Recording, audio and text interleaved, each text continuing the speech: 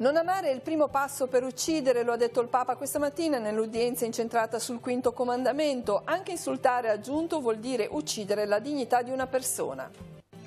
La carità come cammino di formazione evangelica. In vista della seconda giornata mondiale dei poveri, la Caritas propone un convegno a Chiavari su etica, cura ed economia. La sfida delle nuove generazioni è quella di dar vita ad un mondo nuovo. Interessante confronto tra voci a Chiavari. Per l'ex politico Bertinotti occorre ripartire dall'ascolto e dal dialogo. Premiati gli studenti universitari che hanno proposto idee per valorizzare il giardino di Villa Rocca a Chiavari. Adesso tocca al Comune decidere quali attuare per il rilancio del Parco Botanico. Buongiorno a tutti, ben arrivati al TG13. In apertura le parole di Papa Francesco questa mattina durante l'udienza generale. Se uccidere significa distruggere, sopprimere, eliminare qualcuno, allora non uccidere vorrà dire curare, valorizzare, includere e perdonare. Così si è espresso il Papa commentando il quinto comandamento durante la catechesi e soffermandosi sul Vangelo di Matteo, in cui Gesù rivela un senso più profondo del comandamento non uccidere. Grazie a Gesù, morto e risorto per noi, possiamo accogliere il comandamento del Padre come l'appello più importante ed essenziale, cioè la chiamata all'amore. Papa Francesco ha proseguito la catechesi sulla quinta parola del Decalogo. Il pontefice si è soffermato sul Vangelo di Matteo, un senso più profondo del comandamento che pure già esprime come agli occhi di Dio la vita umana sia preziosa, sacra ed inviolabile, perché nessuno può disprezzare la vita altrui o la propria, in quanto l'uomo porta in sé l'immagine di Dio ed è oggetto del suo amore infinito, qualunque sia la condizione in cui è stato chiamato all'esistenza. Sentiamo un passaggio delle parole del pontefice. E noi siamo abituati a insultare, è vero, ci viene un insulto come se fosse un respiro e Gesù ci dice fermati, perché l'insulto fa male, uccide. Il disprezzo, ma io questa gente questo lo disprezzo, e questo è una forma di uccidere la dignità della persona. Bello sarebbe che questo insegnamento di Gesù entrasse nella mente e nel cuore. E ognuno di noi dire ma non insulterò mai nessuno. Sarebbe un bel proposito. Perché Gesù ci dice guarda, se tu disprezzi, se tu insulti, se tu odi, questo è omicidio. E nel cammino verso la seconda giornata mondiale dei poveri, che si celebrerà il prossimo 18 novembre, la Caritas diocesana propone un momento di riflessione per venerdì alle 19 ottobre. Alle 21 nel Salone di Casa Marchesani a Chiavari si terrà un convegno dal titolo Etica, cura, economia. Interverrà la dottoressa Mariella Enoch, presidente dell'ospedale Bambin Gesù di Roma. L'intervista di presentazione. Il convegno Caritas 2018 intende dare attuazione alle linee programmatiche frutto del cammino sinodale in diocesi. L'obiettivo è formare ad una carità evangelica che non sia solo generosità verso l'altro. Da qui il tema di approfondimento: etica, cura, economia. Questo impegno grande di coniugare insieme Vangelo e attenzione alla storia. Ecco che allora il titolo del convegno è Etica, cura ed economia, cioè la cura, la prossimità diventa il punto fondamentale per la responsabilità personale, ma anche diventa il fondamento per la responsabilità sociale. A guidare l'incontro sarà Mariella Enoch, presidente dell'ospedale Bambin Gesù di Roma, la cui riflessione cercherà di coniugare economia e prossimità. Lei ha un'esperienza nell'ambito di manager sanitario, ma negli anni passati ha contribuito molto nella diocesi di Novara al rinnovamento conciliare, lavorando nell'ambito specialmente della catechesi, e quindi ha un'esperienza non soltanto ecclesiale, anche manageriale internazionale, che ci aiuta proprio a cogliere anche un po' i modi nuovi con il quale mettere insieme le esigenze dell'economia con la prossimità. Il convegno Caritas introduce il tema scelto dal Papa per la seconda giornata mondiale del povero: questo povero grida e il Signore lo ascolta. Il messaggio del Santo Padre ed un sussidio frutto del lavoro svolto insieme all'ufficio liturgico e all'ufficio catechistico saranno consegnati alle comunità. Perché tutte le dimensioni dell'esperienza ecclesiale sia orientata a cogliere come il povero, dice il Papa, è il primo evangelizzatore della nostra vita. Ci evangelizza un atteggiamento profondo del cuore che si fida di Dio.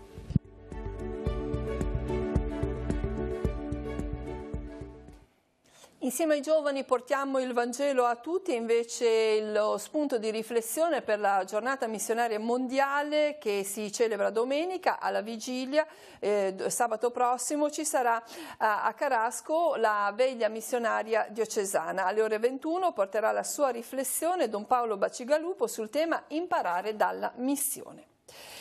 All'Auditorio San Francesco di Chiavari si è svolto un dibattito a tre voci per affrontare i temi legati alla gioventù e alle sfide del mondo odierno. Il docente Enzo Arnone, l'ex politico e sindacalista Fausto Bertinotti e il giovane sacerdote e insegnante Don Federico Picchetto. Ne è emersa un'analisi storica che, partendo dal movimento del 68, è giunta sino ai giorni nostri. La sfida è quella di scoprire un mondo che non è ancora stato scoperto. L'incontro a tre promosso a Chiavari dall'Ufficio Scuola e Pastorale Giovanile della Diocesi ha messo in risalto diversi punti di vista che hanno trovato una convergenza nel dare speranza e slancio alle nuove generazioni. L'eredità del Novecento, fatta di sfide vinte da completare e sfide perse da provare ad affrontare nuovamente, trova nel movimento del 68 un momento cruciale. Il 62-69 è stato come una sorta, secondo me, di riassunto delle grandi puntate precedenti, il tentativo di riattivizzare l'idea della rivoluzione. Questa intera epoca è stata, secondo me, oggi sommersa dall'avvento di quello che chiamiamo capitalismo finanziario globale, il macchinismo, le nuove tecniche scienze incorporate, fino all'intelligenza artificiale. L'altro angolo visuale è quello dei giovani adulti, nati nell'illusoria visione di un mondo pronto ad accoglierli per poi essere lasciati nell'incertezza del futuro di una realtà in crisi e priva di certezze. Chi è che ha tradito il sogno della nostra giovinezza? E dall'altro il farsi largo di qualcosa che io capisco che non si capisca, ma che è interessantissimo. Cioè questo mondo senza certezze, questo mondo senza evidenze è il mondo dove tutto si può scoprire di nuovo. Il sogno cullato da tutti è quello di restituire il desiderio di poter rilanciare la sfida partendo da alcuni punti cardine. Noi abbiamo bisogno di molta capacità di ascolto, di attenzione, di dialogo. Il mondo degli adulti oggi è un mondo scosso, porta sulle spalle i segni di una sconfitta storica. Può rianimarsi, ma lo può fare solo nel dialogo e nell'ascolto. In difesa della vita, le associazioni Pro Vita e Generazione Famiglia hanno proposto un manifesto contro l'utero in affitto. Vediamo l'immagine anche sul sito. 2 uomini non fanno una madre, questo è il titolo che si legge nel manifesto, accompagnato da un'immagine in cui si vedono 2 uomini con un bimbo in un carrello, tatuato di codice a barre e accompagnato dalla scritta. Sul tema interviene il sacerdote Don Federico Picchetto, che propone una riflessione sul sito sussidiario.net. Nell'immagine e nel messaggio c'è una verità, una semplice e banale verità. Per quanto la giurisprudenza e il legislatore vogliano riconoscere i diritti alle coppie omosessuali, niente potrà sostituire il dato biologico e affettivo della maternità. Il punto però è proprio qui. Quali sono le condizioni migliori perché questo giudizio elementare sia riconosciuto come vero? Agli occhi degli estensori del manifesto sembra sia chiaro che è la lotta, il conflitto, l'unico luogo dove la verità possa emergere ed essere riconosciuta. Si potrà obiettare che tale lotta è stata iniziata da tutte quelle organizzazioni che in questi anni hanno orchestrato campagne ad hoc ispirate a singoli casi divenuti bandiera della causa. Anche su questo niente da eccepire. Ripeterlo non fa male. Quali sono le condizioni migliori in cui un dato in realtà può essere affermato e riconosciuto come vero? Tutti Tutta la fatica di questo strano tempo non sta nel combattere una qualunque guerra, ma nel porre le premesse perché gli uomini e le donne di buona volontà si possano incontrare, perché i desideri e le risposte di tutti possano germogliare in un rapporto, in una relazione che strappi dall'individualismo e offra una risposta alle domande più vere sul destino e sulla vita. Come si fa a vivere oggi nel mondo di oggi? Come si fa a riscoprire la verità in un tempo in cui tutto sembra negarla? Occorre riaprire uno spazio paziente di incontro, di libertà, di amicizia, di cammino. Uno spazio che è molto più ampio dei 6 metri per 3 di un manifesto. Uno spazio dove tornare a guardarsi e a dire io con verità. Ora veniamo alle tematiche sindacali. Quello del trasferimento della Astore non è un problema solo della Val Petronio, è una vicenda che interessa tutto il territorio della città metropolitana e del Levante. È stato ribadito a più voci nel corso della seduta congiunta dei consigli comunali di Casarza Ligure, Sestri Levante, Castiglione e Moneglia, al termine del quale è stato votato un ordine del giorno che chiede la convocazione di un tavolo ministeriale. È un problema che coinvolge non solo il nostro territorio inteso come Casarza e Tigullio, ma anche tutta la città metropolitana. Sì, certo, io sono qua delegato dal sindaco metropolitano Marco Bucci, che mi ha detto appunto di venire, ascoltare con attenzione e poi riferire. Io ho ascoltato con attenzione e riporterò al sindaco metropolitano tutti i passaggi dei sindaci e degli amministratori che sono intervenuti perché città metropolitana, per quanto di competenza, possa andare avanti e fare quello che deve fare. Sul tema del lavoro c'è massima convergenza di tutte le anime dei consigli comunali. E questo è un dato di fatto che si è verificato nel passato in battaglie come quello per la Fincantieri, ma che si verifica anche in questa occasione, e questo ritengo sia davvero un valore aggiunto. Su questo tema non ci può essere differenziazione, perché non è solo in gioco la problematica di 55 famiglie, pur enorme le difficoltà che dovranno incontrare per recarsi sul posto di lavoro, ma c'è la difficoltà che se future eventuali assunzioni difficilmente potranno riguardare i nostri giovani se il posto di lavoro sarà a Casella o a Bologna. Massima solidarietà.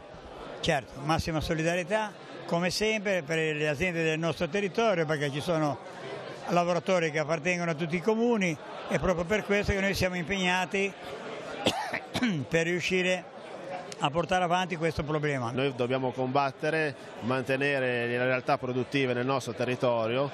Approverò il Consiglio Comunale di Chiavari, approverà, presumo all'unanimità, perché qui non si tratta di destra, sinistra o centro, ma di buon senso, un ordine del giorno in cui il Comune di Chiavari vorrà mantenere la ditta Astore nel nostro territorio. Ci sarà un tavolo tecnico a livello ministeriale, il Comune di Chiavari farà la propria parte come comune capofila.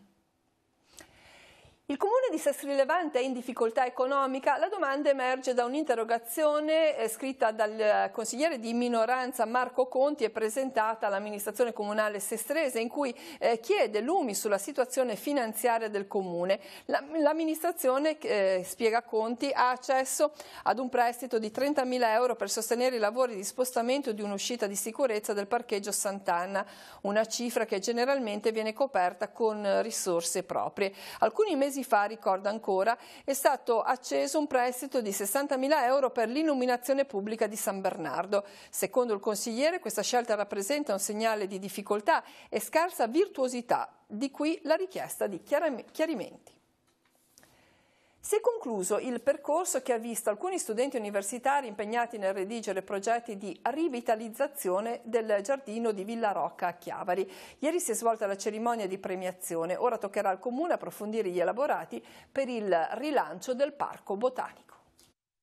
Valorizzare il parco di Villa Rocca affinché i chiavaresi e non solo possano riavvicinarsi e riscoprire elementi oggi nascosti. È la base di un lavoro durato 6 mesi, un concorso di idee che ha visto la collaborazione di Comune e Università, dove gli studenti hanno elaborato progetti per individuare soluzioni di rilancio del parco praticabili e poco costose. Quanti ragazzi hanno lavorato a questi progetti? 23 ragazzi, di cui un ragazzo italiano che però che studia alla Technische Universität di Berlino e quindi anche lui ha avuto l'opportunità di conoscere un parco che assolutamente non ignorava, non aveva mai visto in vita sua. Dopo vari sopralluoghi, i ragazzi che arrivano da varie parti d'Italia, dato che il corso di laurea unisce più atenei, si sono accorti subito di come il giardino conservi traccia delle varie epoche, aspetto che deve essere sfruttato. Cosa suggerite di fare per valorizzare questa risorsa? Ad esempio cercare di organizzare eventi, manifestazioni che ci sono a Chiavari nella città, magari cercare di realizzare all'interno del parco, potrebbe essere il primo passo per riavvicinare la società al parco, che ne ha bisogno, c'è proprio bisogno di riavvicinarsi al verde, alla città, al parco, deve essere un tutt'uno. Ora il Comune valuterà i progetti e approfondirà quelli più percorribili. Ci è piaciuto molto quanto sia importante che il visitatore abbia una percezione del parco molto chiara nella sua globalità dei percorsi e delle aree da esplorare, diciamo, e da visitare. Questo sarà oggetto di approfondimento soprattutto per creare una cartellonistica e un elemento di individuazione dei percorsi di cui oggi siamo carenti. Intanto a breve partiranno i lavori alla storica villa. In questi giorni è stato firmato il contratto tra il Comune, la Sovrintendenza e la ditta che ha vinto l'appalto. Spero già nel mese di novembre si potrà vedere l'apertura del cantiere.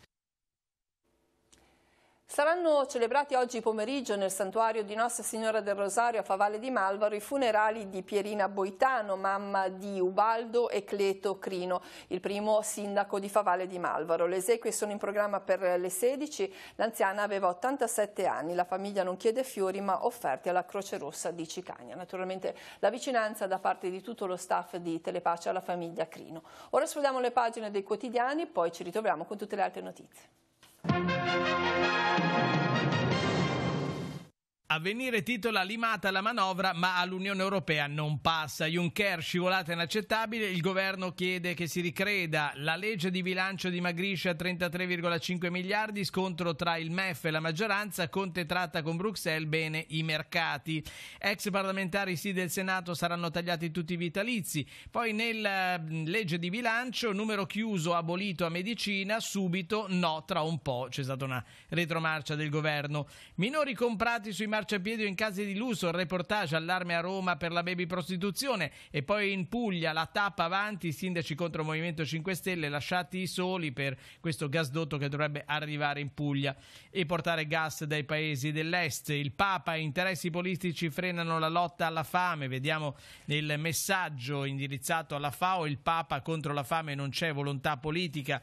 E le opinioni distorte e gli interessi elettorali frenano l'azione. Un approccio attivo richiede di aumentare i fondi destinati a promuovere la pace, vanno fatte tacere le armi e il loro commercio per ascoltare chi piange disperato.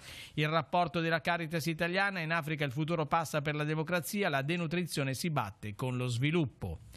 E veniamo invece nella prima pagina del Secolo XIX, si riparla naturalmente della costruzione del ponte della Valpolcevera. Autostrade torna in campo, un emendamento votato dalla maggioranza apre a interventi di progettazione e demolizione. Nel decreto 27 milioni per la cassa in deroga, aiuti per il porto. Intanto il PD chiede di bocciare le modifiche antimafia e Conte e i controlli ci saranno, Salvini vede Cantone. 6 piloni a V, ecco il piano presentato al sindaco dalla società Autostrade. E poi nel nostro territorio l'Anpia Rapallo, niente corone per i caduti di Salò. Da Sest Levante sfrattati gli studi medici, a Pila il quartiere è senza presidio medico, appunto.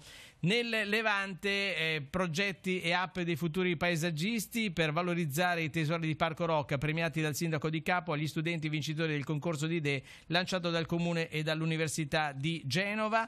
1.500 euro il primo premio, 550 il secondo premio. E sempre dal Levante a Casarza il Comune investe a Francolano, nuovi parcheggi, marciapiedi, attraversamenti pedonali a senso unico in via Lungofiume, interventi per 122.000 euro.